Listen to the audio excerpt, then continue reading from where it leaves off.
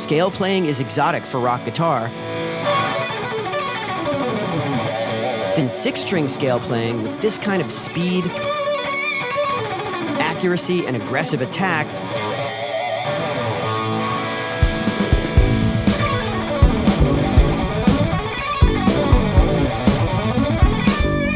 was a calling card of 80s shred masters like Mike, Paul, and Vinny. And yet, really all that's involved in doing this is playing the scale chunk a few times in a row. And the reason this works is thanks to the scale chunk's thoughtful design. Each chunk ends with downward pick slanting, but it also starts with downward pick slanting. So the chunk connects perfectly with itself across string changes.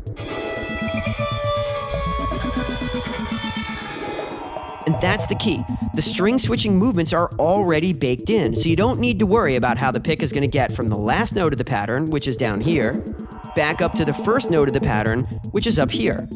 All you do is drop down on the first note again to restart the sequence. But what if, instead of restarting the pattern on the original string, we instead restarted it on the next lower one? Piece of cake, right? Instead of repeating the pattern in place, we've simply repeated it across the next lower pair of strings. None of the mechanics have changed. The top 2 strings go down, up, rotate, up, down, rotate.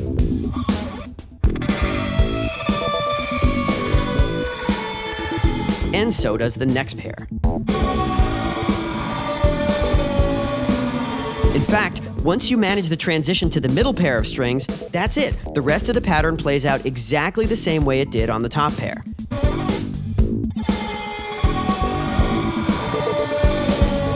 And this is pretty cool, but we can go even farther. Awesome. All this is 3 repetitions of the scale chunk. Here's the first one. And as we'd expect, it finishes with the pick poised to make the transition. All we have to do is drop down for the middle chunk and do the same thing for the third chunk. Now, we've seen examples like this in lesson books for years, and these were important first steps in breaking down the problem of alternate picking. But what we know now that we didn't know then was specifically what hand movements are necessary to get the pick from one string to another, and Mike's scale chunk solves that for us. Not only that, but this constantly cycling chunk of motor movements never changes. Doesn't matter whether you're descending or ascending. The base pattern of down, up, rotate is always the same.